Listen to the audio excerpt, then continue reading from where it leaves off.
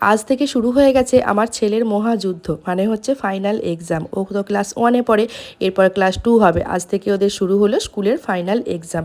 সকাল সকাল রেডি করে দিলাম, টিফিন জল সব কিছু ভরে দিয়েছি। টিফিনটা একটু হালকাই দিয়েছি, এখন বেশিক্ষণ তো স্কুল হচ্ছে না, 8টা 40 থেকে 12টা পর্যন্ত, যেহেতু এক্সাম চলছে। তারপরেতে পেন্সিল বক্সটা একটু চেক করে নিলাম, যেহেতু বাচ্চা তো সেই জন্য দেখো পেন্সিল বক্সের সমস্ত কিছু সব কিছু ঠিকঠাক করে এখন ওকে এই যে স্কুলে গাড়ি আসবে তার জন্য দাঁড়িয়ে আছে। এখন সবাইকে বাই করে দিল, তো যেন পরীক্ষা ভালো হয় এটাই এখন আশা। দেখা যাক তারপরে কি হয়। আসলে এখন ছেলের এক্সাম শুরু হয়েছে বলে আমিও এখন ফেসবুকে বেশি অ্যাক্টিভ থাকতে পারছি না। অনেকের লাইভ প্রোগ্রামে আমি হয়তো অ্যাটেন্ড করতে পারছি না, তার জন্য সবার কাছে মানে দুঃখিত। ছেলেদের এক্সাম শুরু হলে সব থেকে বেশি চিন্তা হচ্ছে মায়েদের। তাছাড়া ধরো আমার ছোটটার জন্য বড়টাকে আমি বেশি সময় দিতেও পারি না, ওই জন্য হয়তো এই বছর এক্সামটা খুব একটা ভালোও হবে না। তো কিছু করার নেই, যাদের দুটো করে সন্তান তাদের এই প্রথম বাচ্চাটার কিন্তু এই 1-2 বছর একটুখানি মানে একটু প্রবলেম হয়, আর কিছুই না। তারপরেতে সবজির গাড়িও চলে এসেছিলো, আমি সবজি নিয়ে নিলাম, কারণ হচ্ছে এরপর আমার রান্না বান্না শুরু হয়ে যাবে দৈনন্দিন কাজের মধ্যে।